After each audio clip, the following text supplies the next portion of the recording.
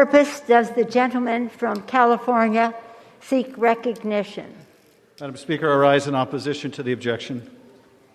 The gentleman is recognized without objection for 5 minutes. Madam Speaker, a little more than 2 months ago, America performed an extraordinary feat. Under some of the most trying circumstances in our history, our fellow citizens conducted a free and fair election, vindicating our founders' belief once again that we were capable of self-government and a peaceful transition of power. On November 3rd, the American people chose Joe Biden to be their next president by an enormous margin. The successful conduct of that election, among the most secure in American history, was not an accident. It was the result of the dedicated work of thousands of volunteers, canvassers, poll workers, electors, and state and local election officials. When the conduct of any state election was challenged, the courts, through judges appointed by Democrats and those appointed by Republicans, heard unsubstantiated claims of fraud, found they had no merit, and said so. But most important, the American people persevered. In the midst of the worst pandemic in a century, America had one of the most impressive elections in a century with historic voter turnout. Our fellow citizens did their civic duty. The question we face today is, will we do ours? That we are here with a substantial number of our members seeking to overturn an election is remarkable, tragic, and all too predictable. For it is the natural result of a locomotive set in motion months ago with a myth. For weeks and weeks before, during, and after our election, a dangerous falsehood was propagated that our election would be marred by massive fraud. Never mind, it was the same election which brought the very men and women to this chamber who would challenge its results. What value has consistency when measured against ambition? A former senator from Georgia, remarking on a contested election over a century ago, said that able men, learned men, distinguished men, great men in the eyes of the nation seemed intent only on accomplishing a party triumph without regard to the consequences to the country. That is human nature. That is, he said, unfortunately, party nature. Was he right?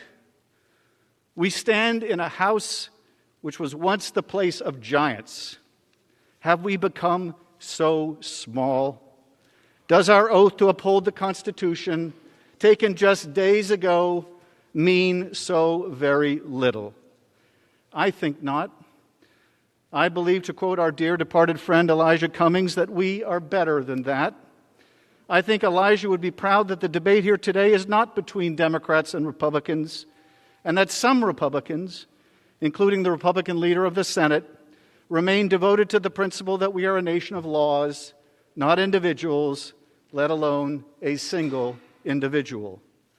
It may seem unfair to the new members who have only just taken the oath for the first time that they should be so soon tested with one of the most consequential votes they may cast, no matter how long they serve. But it is so, and none of us can shrink from that responsibility. Nor can we console ourselves with the intoxicating fiction that we can break that oath without consequence, because doing so will not succeed in overturning the election. An oath is no less broken when the breaking fails to achieve its end. We must be mindful that any who seek to overturn an election will do injury to our Constitution, whatever the result. For just as the propagation of that dangerous myth about this election made this moment inevitable, our actions today will put another train in motion.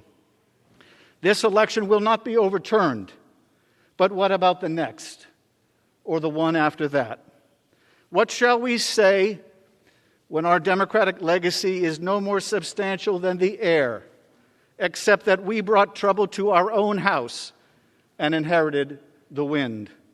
This isn't the first time we've had a contentious election, and it won't be the last.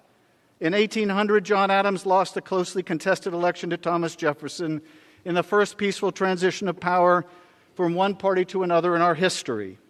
Adams was hardly pleased with the result, choosing to skip the inaugural activities, but he did what leaders are required to do in a democratic government when they lose. He went home. He went home. Jefferson, has my time expired, Madam Speaker? 10 seconds.